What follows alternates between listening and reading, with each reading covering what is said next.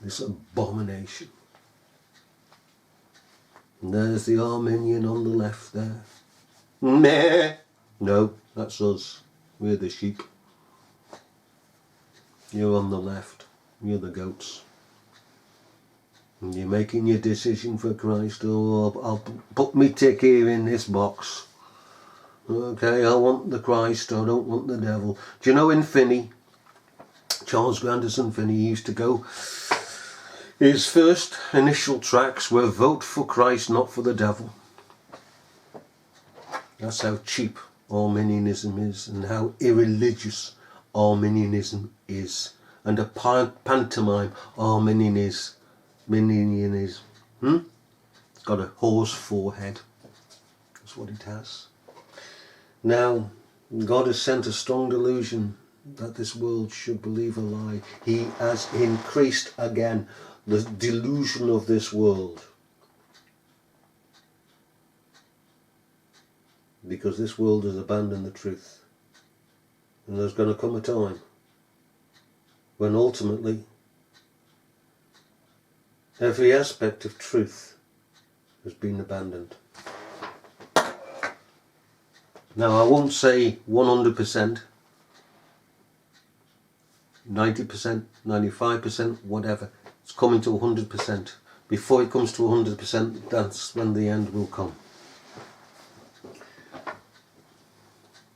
When the cup of iniquity of this world is filled to overflowing, then shall the end come.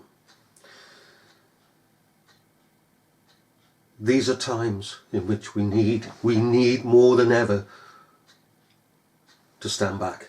Stand back and watch the judgment of Christ the Lord against this world. Stand back. Don't get involved in all this nonsense that is being sent by God in Christ to this world. All these fake news events, all the fakery that is going on, all the bad manners, the disrespect, there's no honour between children and parents, it's all gone rampant. Stand back. We watch it. And where necessary, we reprove people. We stand back and we show a different order to people out there. We open doors and look for people behind us. We tell the truth. We do look out for the good of others. We reject the wicked. We separate from the Arminians, as we would from JWs, Mormons, Christian Scientists, Romanists, Seventh-day Adventists, Judaists, the whole lot. We separate. We separate. Don't touch the unclean things. Secondly, tell me this. I have on this channel an exposition of the book of the Revelation of Jesus Christ.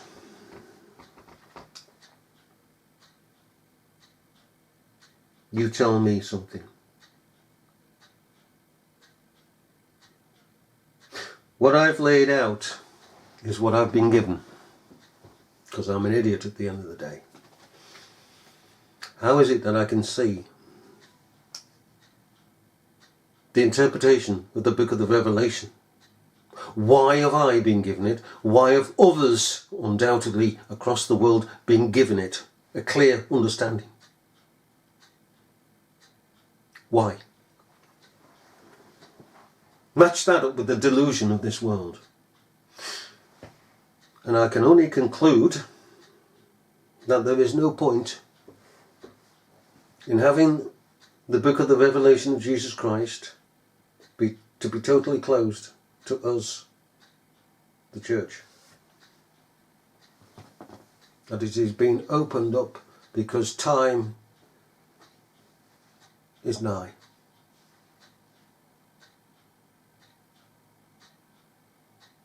That's the only reasonable conclusion I can come to. I can read the book of the Revelation as clearly with understanding as the rest of the scriptures. Why? And others do. I don't know who they are, but they will be others. I'm not special. In no way am I special.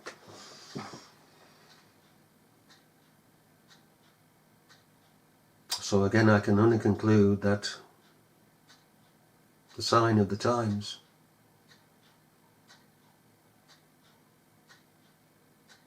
we're drawing to a close. Again, there's no point in the book of the Revelation of Jesus Christ to be obscure anymore.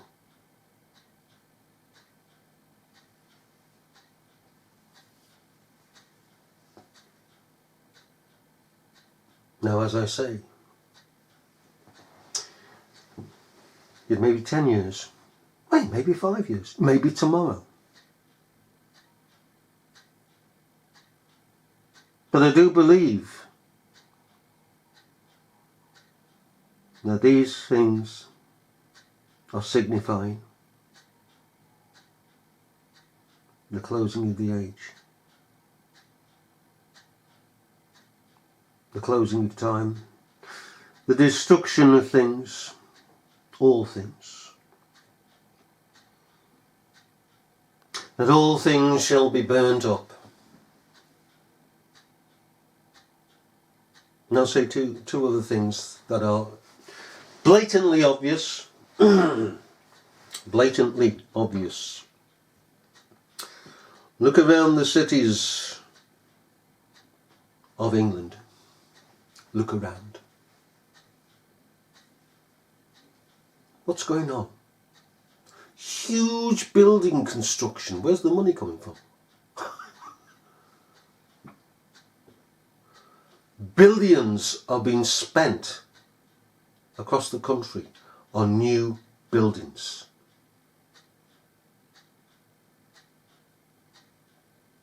Buildings not only commercial but residential.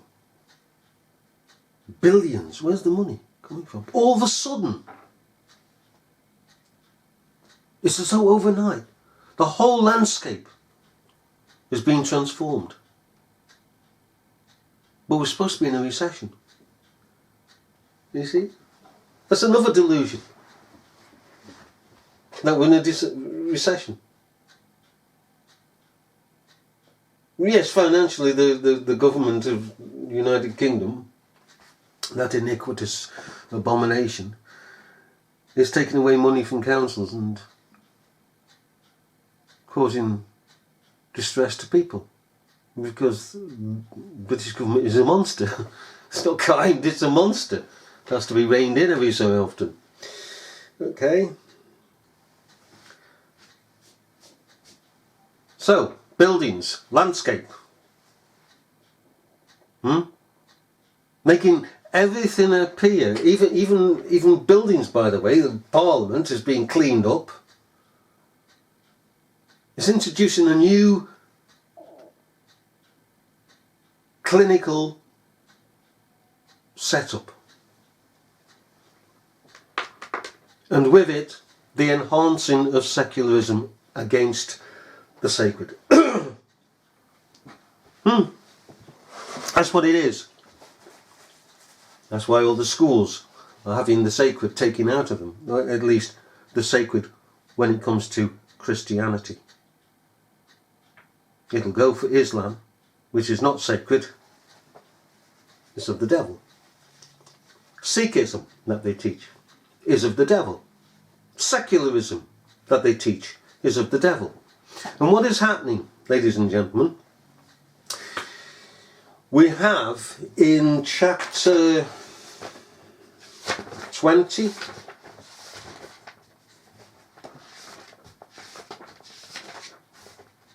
Verse 8, isn't it?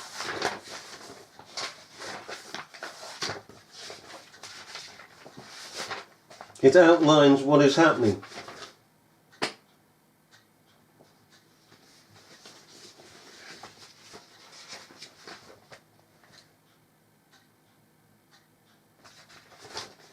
Sorry, we'll get there in a moment. Right, now then, verse 7 of chapter 20 of the Revelation of Jesus Christ. Verse 7 gives the context, okay, which is that the devil was loosed for a season. And when the 1,000 years are expired, Satan shall be loosed out of his prison. Now, at the end of the age, the Puritan age, the devil was actually loosed. We can see that, because the world was tipped upside down. It became absolutely devilish for a season and a time. And the influence of what he brought about, the agrarian revolution and the industrial revolution, horrendous wickedness, absolutely horrendous. That influence, because he's been reined back in, okay, has continued with us. Now, when the 1,000 years were finished, we take the thing this way, that it is the closing of the day of grace. The 1,000 years is the day of grace. As one day is 1,000 years. And as he was loosed, okay, to bring about all of secularism, to put it in place, and all the absolute madness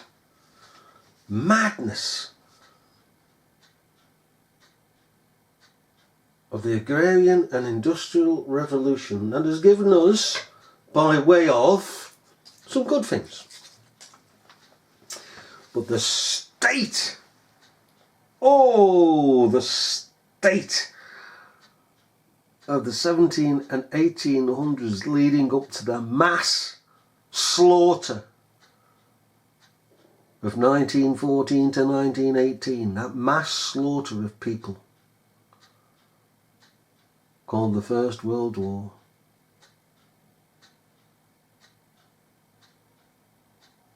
You see,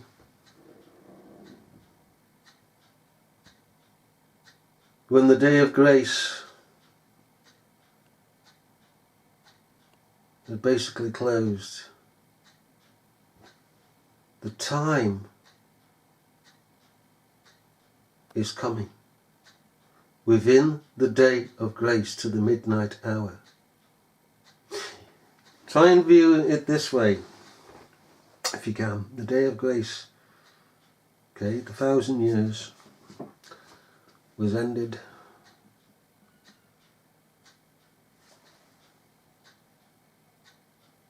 In other words, the time was running out.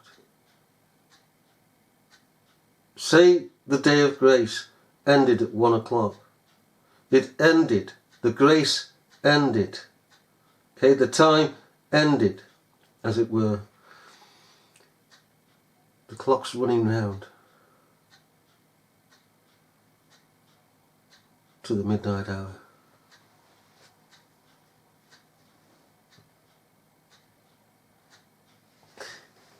How can I describe it more poignantly? Today, this day is finished. Okay, as we're sitting here today, we could say the day is finished. It's just running out. At midnight, it'll be no more. That's the best way to put it. It'll be no more. You see, the clock, in a sense, is running out. It's finished. It just needs to go the revolution around the face of it. And we come to the midnight hour. And we're coming to the midnight hour. We're coming to it. Do you know, when the 1,000 years are expired, Satan shall be loosed out of his prison, and he shall go out to deceive the nations which are in the four quarters of the earth, Gog and Magog. Now we know Gog is civil society that appoints Magog, political society. That's why Gog is first, Magog second. M.A. is joined to Gog to distinguish civil society from political society. Okay? The people here go first. The politicians come second. They appoint the politicians. The political world. Okay? Gog and Magog, to gather them together to battle, the number of whom is as the sand of the sea. Okay? And they went up on the breadth of the earth, and compassed the camp of the saints about, and the beloved city. We'll stop it at that, and the beloved city. In other words, this vile, stinking, iniquitous world, and its secularism, its putting down of all truth and righteousness and good behaviour, etc., etc., against us who uphold it. They are surrounding us and telling us, you don't do this, you don't do that, and don't do this, we do that, and the blah, blah, blah. And they're surrounding us. And if you dare to tell the truth, you'll get imprisoned, you could get burnt at one stage, and so on and so on and so forth. They're surrounding us by their new world order. And it is a new world order. Everybody's saying this, you must believe that, you must believe this, and they're pressing in on us. And you don't say this and you don't say that. They're pressing in on us. And what happens when secularism, which is a religion by the way, comes to the zenith, thinking that itself is ruling? Oh yes, you know. We've got the people under our thumbs, says secularism. They are obeying us. They're following us. In all these lies and deception. This is the world that the devil wanted. This is the world that the devil is achieving. But the devil will never achieve it because Christ is the ruler and the sovereign. He's the very one that if he says to you and I now, come, my beloved, we shall go. The devil is the servant of Christ. Oh, don't believe Arminianism. Don't believe the flesh. Don't believe the old nature that this world is run by the devil. It's not, it's run by Christ. And the devil is the servant of Christ. And every demon is a servant of Christ. He's the vassal of Christ. He's the vassal. Why do you think Job? Go back to Job.